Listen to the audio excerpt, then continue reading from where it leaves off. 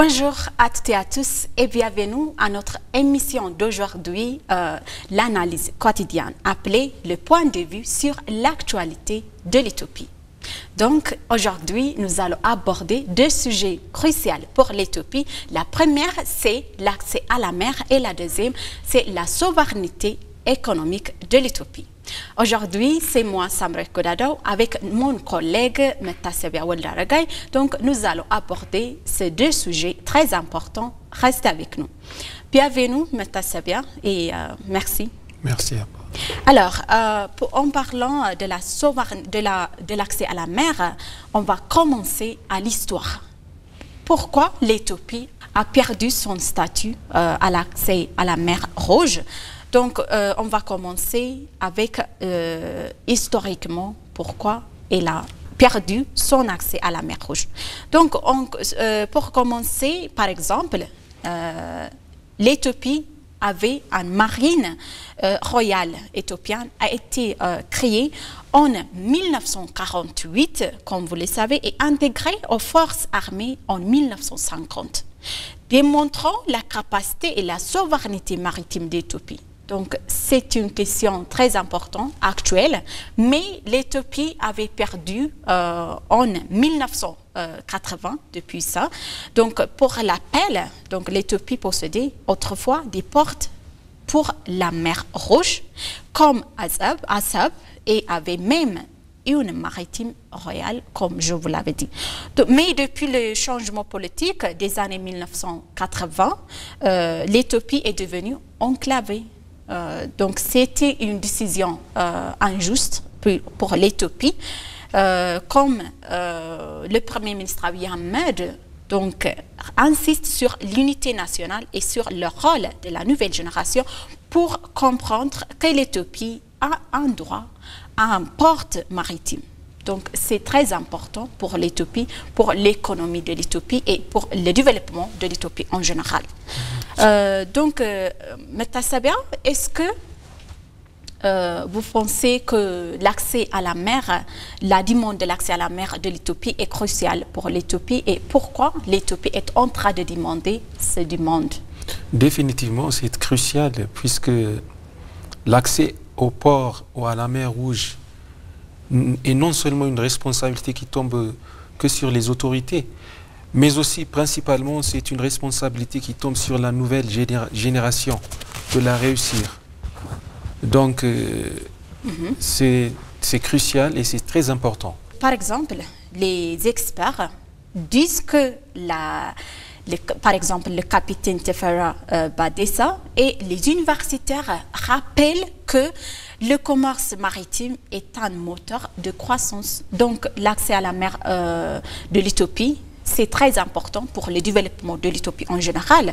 Et aussi, ils disent, les experts, actuellement, pour l'Éthiopie, disposer d'un port signifie non seulement équilibre sa balance commerciale, mais aussi c'est de créer et faciliter les échanges internationaux et renforcer ses relations diplomatiques de la région. Donc, quand l'Éthiopie a un accès maritime à la mer Rouge, sa relation diplomatique va renforcer et aussi ses efforts de développement avec économique aussi. Oui, ça va être renforcé et aussi c'est très important pour le développement de l'Afrique en général. C'est ça ce que les experts... Oui. Le commerce de libre-échange, ça facilite la transaction des relations économiques. Oui, vous avez raison. Donc, si la mer Rouge est exploitée conjointement, comme ils disent les experts, des milliers de résultats pourront être obtenus. Par exemple, ils déclarent, par exemple, c'est l'un des membres de la marine. Comme je vous l'avais dit, l'Éthiopie avait une marine royale. Donc, dans ces membres de la marine ont réaffirmé que l'exploitation conjointe de la mer Rouge permettait d'obtenir de meilleurs résultats en matière de développement et sur divers sujets. Par exemple, ça va renforcer les relations diplomatiques de l'Afrique de l'Est. C'est très important aussi pour protéger ses intérêts de l'Éthiopie nationaux concernant la question portuaire. C'est très important. Ils ont également expliqué qu'une exploitation conjointe de la mer Rouge ouvrait la voie à une meilleure coopération. Ça va créer des coopérations conjointes pour le développement mutuel. Donc la mer Rouge était riche en ressources naturelles suffisantes pour tous les pays de la région. Ils disent, les experts, que quand on utilise les ressources naturelles, quelle que soit la mer Rouge et bien les autres ressources naturelles, ça va bénéficier conjointement, permettrait d'éviter toute ambiguïté et ils ont souligné comme ça.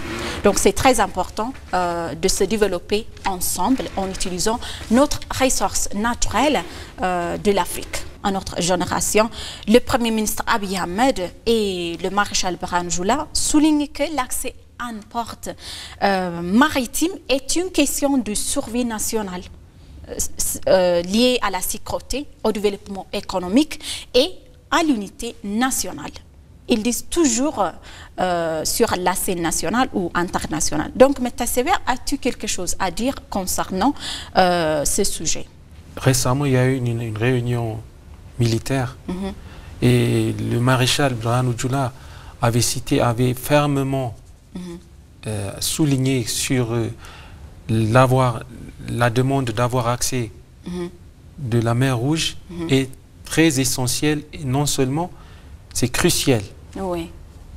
Il avait même dit, nous sommes sur une position où l'on peut fermement assurer l'accès au port en tant que propriété, puisque l'Éthiopie avait accès à la mer Rouge auparavant. C'est parce qu'il y a eu une guerre civile pour des décennies de la région. Et c'est soudainement apparu. Ce n'était pas juste. Mais récemment, l'accès à la mer est crucial. Non seulement l'Éthiopie peut fermement avoir accès au port, et elle est sur une position où elle peut fermement assurer l'accès à la mer. Il a encore dit que l'Éthiopie a toujours ses ennemis historiques qui ne veulent pas la voir utiliser ses ressources naturelles pour le développement économique. Il a même expliqué pourquoi. Puisqu'à la place, ils ne veulent que la connecter ou concentrer sur les conflits du passé, si possible du présent, puisqu'ils ne veulent que la démanteler de sa vision économique ou de sa vision de prospérité. Donc, sur les conflits internes pour des générations. Mais il a fermement souligné que c'est le temps de s'éveiller, non seulement pour le peuple éthiopien, mais le leadership. Non seulement le leadership, mais le peuple éthiopien entier, pour démanteler les ruses des ennemis qui ont été plaqués sur l'Éthiopie et de rester adroit pour la paix et le développement.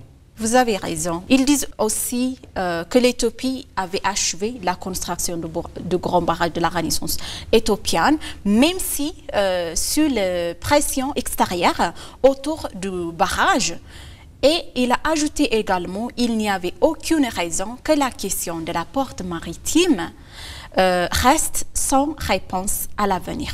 Donc, ce qui s'impose au développement de l'Éthiopie, comme vous avez décrit, lié à la construction d'un port maritime, tente d'exercice diminuer ces développements économiques ou bien d'autres diverses tentatives. Ces diverses tentatives ont été menées pour contrôler la ressource naturelle de l'Éthiopie, comme le grand barrage de la Renaissance éthiopienne. Il souligne que l'Éthiopie a été injustement perdu son statut à la porte maritime de la mer Rouge. Donc, c'est que la question portuaire relève de la protection d'intérêts nationaux. Oui, ils disent que c'est une question de survie nationale. Les sacrifices payés par le peuple éthiopien et le gouvernement, beaucoup de sacrifices ont été payés par le peuple éthiopien afin de préserver la souveraineté et l'indépendance de l'Éthiopie de génération en génération. Donc, de la même manière, c'est la responsabilité de la génération suivante de répondre à la demande ou bien d'assurer la réponse à la demande à l'accès au port et à la mer Rouge qu'il appartenait auparavant, qui avait accès auparavant, de manière pacifique et juridique. Ça n'a été resté qu'en l'air. Ça a resté en l'air. Ça n'a pas été assuré. Oui, vous avez raison.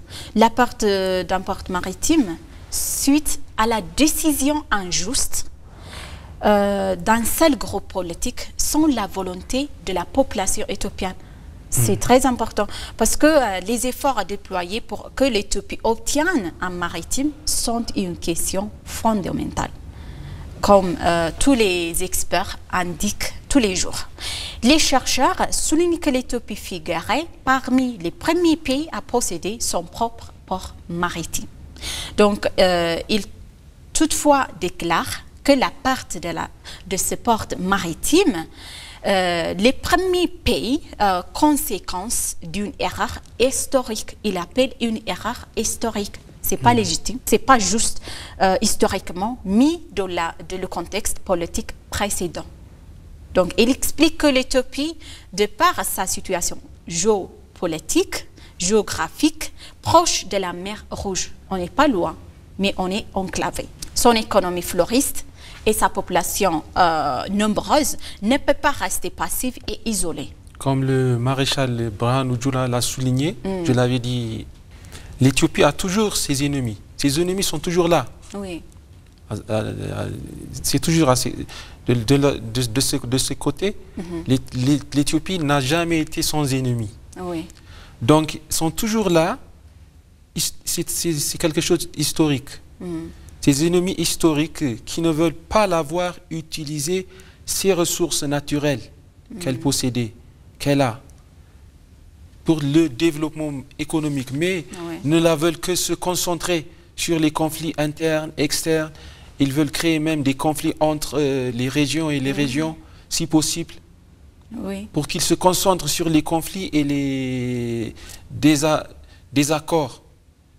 Mais l'Éthiopie s'était fermement éveillée et se concentrait sur le développement économique. Oui.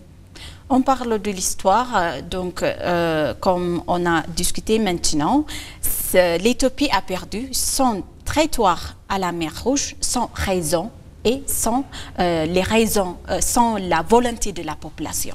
Maintenant, on va aborder l'importance de l'accès à la mer de l'Éthiopie. Pourquoi l'Éthiopie est en train de demander l'accès à la mer, à ton avis? Comme je l'avais dit, elle l'appartenait. L'Éthiopie, elle l'appartenait auparavant. Oui. Ce n'est pas une chose nouvelle. Oui. Donc, c'est normal. C'est quelque chose de très normal et de très juste. Sa demande n'est pas une demande de luxe. Non seulement de luxe, ce n'est pas une demande qui est venue des autres planètes ou elle utilisait le port pour des décennies, pour des siècles même. C'est la base de son économie, c'est la base de ses relations diplomatiques, économiques, c'est sa base. L'accès au port, le port maritime, la mer Rouge, c'est sa base.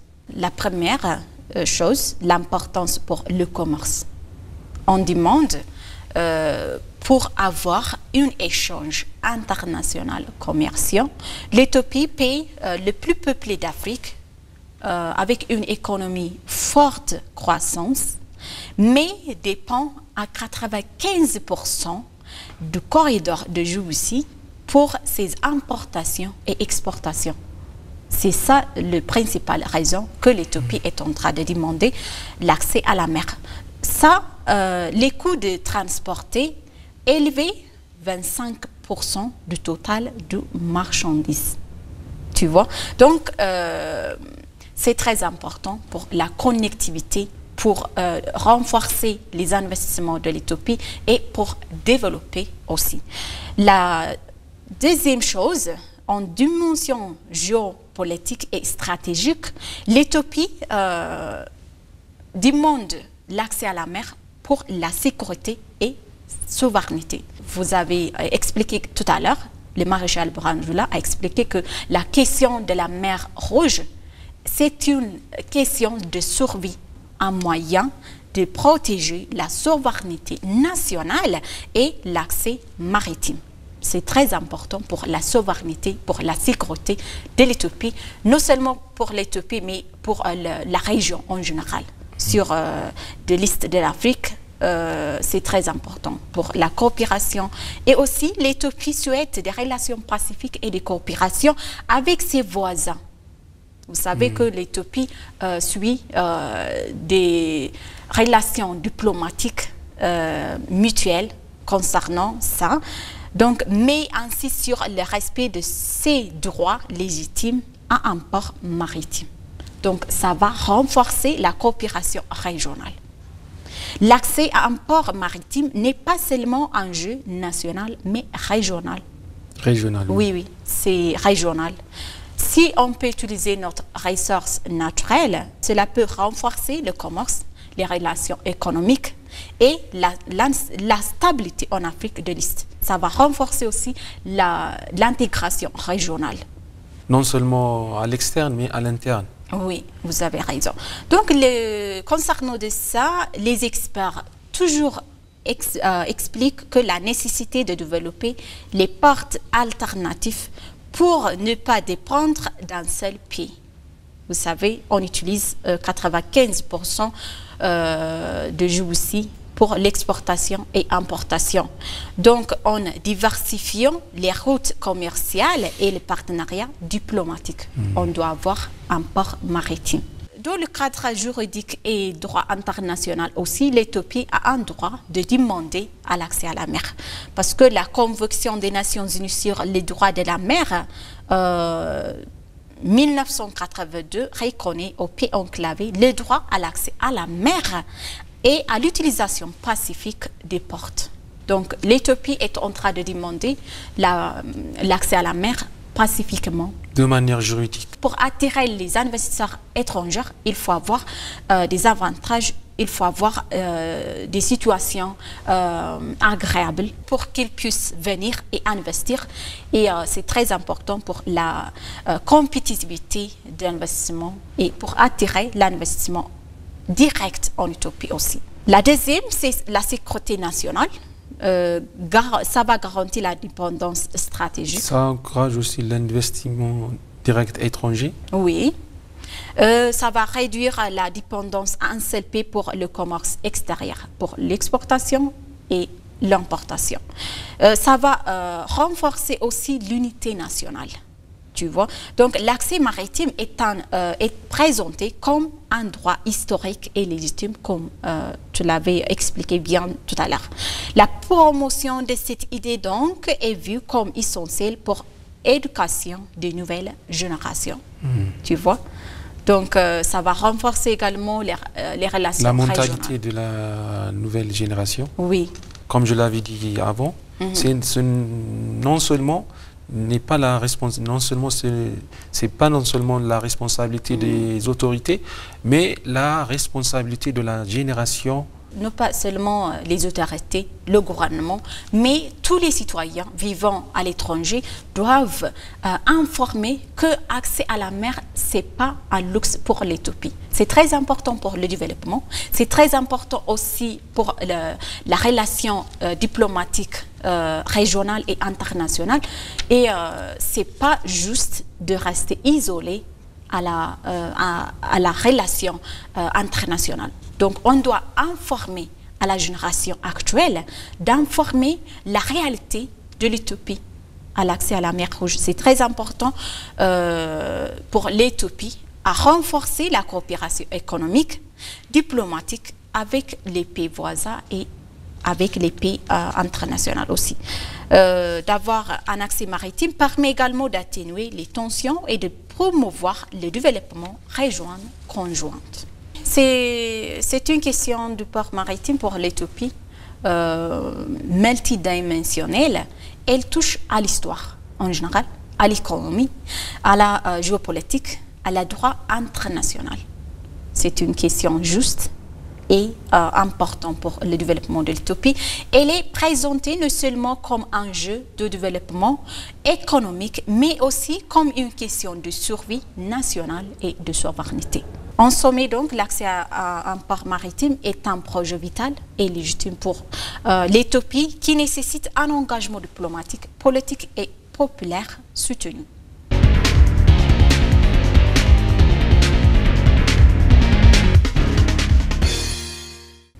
Donc maintenant, on va passer à l'économie, à la souveraineté économique. La souveraineté économique occupe donc une place centrale de l'Éthiopie dans la vision et dans le discours du Premier ministre Abiy Ahmed. Pour lui, elle représente non seulement un impératif de développement, mais aussi une condition essentielle à la stabilité politique, à la dignité nationale, à la prospérité durable de l'Éthiopie. On peut dire que la souveraineté économique est l'épine dorsale d'un pays pour assurer son développement, que ce soit de manière politique ou économique. L'épine dorsale d'un corps humain, vous le savez bien, non? C'est la place la plus sensible. Si l'épine dorsale est endommagée, la personne ne peut pas rester debout, non? Donc, si la souveraineté économique est l'épine dorsale d'un pays pour assurer son développement, c'est quelque chose de très important. Ce quelque chose de très important, c'est le moteur de toutes ses activités. Oui. Toute activité de son pays, puisque la souveraineté économique assure l'autosuffisance d'un pays.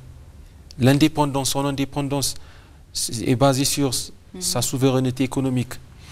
Auparavant, les anciens ont assuré leur souveraineté en se battant ou en déclarant leur indépendance, en confrontant la guerre qui a été imposée sur leur pays. Il y a des patriotes. Donc, et cette génération, comment elle peut assurer sa souveraineté, la souveraineté de leur pays, tout en assurant sa souveraineté économique? Un pays peut assurer son développement, peut assurer sa souveraineté. Donc, l'Éthiopie ne peut pas être véritablement souveraine sur le plan politique et diplomatique sans une base économique solide, comme le Premier ministre Abiy Ahmed a indiqué bien. Donc, l'autonomie financière et la maîtrise des ressources nationales permettra au pays de prendre des décisions indépendantes sans dépendre de pressions extérieures. C'est très important donc d'être développé économiquement pour protéger la souveraineté d'un pays. C'est très important. La deuxième chose, c'est quand on a une souveraineté économique, c'est très important pour l'autosuffisance et résilience. Donc la souveraineté économique est perçue comme une barrière contre les crises mondiales et les choses externes, la dépendance à l'aide étrangère. Pour ne pas être dépendant à l'aide extérieure, il faut être souverain, il faut créer des économies fortes. L'Éthiopie doit produire ce qu'elle consomme et consomme ce qu'elle produit. Oui. Donc c'est une question de souveraineté, puisqu'elle doit produire ce qu'elle consomme. Oui. Implique quoi? Ça implique qu'elle restera autosuffisante. À ton avis, Metasevia, quels sont les efforts que l'Éthiopie est en train de faire pour assurer la souveraineté économique? Prioritairement, des réformes économiques structurelles, les réformes que l'agenda de réforme économiques structurelles, c'est l'une des premiers efforts que l'Éthiopie a fait pour assurer la souveraineté économique. Il y a eu des réformes, ça fait des décennies qu'il y a eu des réformes économiques. Deuxièmement, c'est la transformation structurelle. L'économie éthiopienne, historiquement, était agraire. Oui. Et maintenant transformée en une économie industrialisée à multiples facettes. Oui. Donc ce qui permet à créer des emplois, à accroître les exportations et de renforcer la compétitivité du pays. Oui, vous avez raison. Donc, les efforts du gouvernement éthiopien pour assurer la souveraineté économique, l'industrialisation et zones économiques spéciales, ça aussi c'est très important. Le développement des infrastructures, comme le gouvernement investit massivement dans les infrastructures de transport, de l'énergie, de télécommunications, routes, chemins de fer. Donc c'est très important pour l'Éthiopie à développer plusieurs parcs industriels, par exemple, comme Hawassa, Bolelemi, Kombolcha, etc. Donc, afin de stimuler la production manufacturière, accroître l'exportation et réduire la dépendance aux importations, c'est très important de créer surtout les industries, les parcs industriels, la construction des parcs industriels augmente les exportations. Tout en maintenant le contrôle national sur les secteurs stratégiques. C'est ce que l'Éthiopie est en train de faire pour assurer la souveraineté économique en général et pour assurer ses développements dans divers secteurs. Valorisation de l'agriculture et autosuffisance alimentaire, ce que l'Éthiopie est en train de faire avec Yelma Trofat et d'autres projets aussi. Des programmes tels que le corridor de développement rural, la mécanisation agricole visant à transformer l'agriculture traditionnelle en un secteur productif. Réduire la dépendance aux importations alimentaires. Oui, oui, vous avez raison. Même l'initiative de l'héritage vert contribue beaucoup à l'autosuffisance alimentaire parce qu'on ne plante pas des arbres simplement, mais qui peuvent augmenter et qui peuvent aider le développement de l'autosuffisance alimentaire en Éthiopie. L'autre chose, ce que l'Éthiopie est en train de faire, c'est diversification des partenariats internationaux. La dépendance à un seul bloc économique. En multipliant les partenariats avec des pays africains, asiatiques, européens et du Golfe, pour éviter la dépendance à un seul bloc économique, comme vous l'avez bien expliqué. Donc, en résumé, pour le Premier ministre Abiy Ahmed, la souveraineté économique est la clé de la renaissance éthiopienne. Elle signifie que le développement du pays droit doit reposer sur les ressources, les compétences et les décisions des Éthiopiens eux-mêmes. C'est très fort. Les réformes engagées, qu'il s'agisse de la modernisation de l'agriculture ou du développement des infrastructures, et s'inscrivant toutes dans ces quêtes d'indépendance économique et de fierté nationale. Merci, c'est bien. C'est la fin de notre programme d'aujourd'hui. On a abordé beaucoup de choses concernant l'accès à la mer, à la demande de la mer Rouge et à la souveraineté économique. Donc, en général, c'est très important que les communautés éthiopiennes, les Éthiopiens participent à ce développement du pays. Tout entière. Oui, c'est très important d'informer l'importance d'avoir un accès maritime à la mer Rouge pour l'Éthiopie. C'est très important aussi pour l'intégration régionale, soit économiquement, politiquement. C'est très important d'avoir un accès maritime. C'est pas, comme ils disent les experts, c'est pas une question luxe, mais c'est très important, c'est une question de mort et de vie, c'est une question de survie nationale. Ce qu'ils disent les experts et les autorités gouvernementales. Donc, vous avez expliqué bien, les Éthiopiens vivant dans le pays étranger aussi, il faut créer des images positives pour l'Éthiopie. Il faut informer ce que l'Éthiopie est en train de faire pour être un pays développé et prospère en général. Chers téléspectateurs, d'avoir resté avec nous de notre programme d'aujourd'hui, le point de vue sur l'actualité nationale. Donc, je vous souhaite une bonne journée.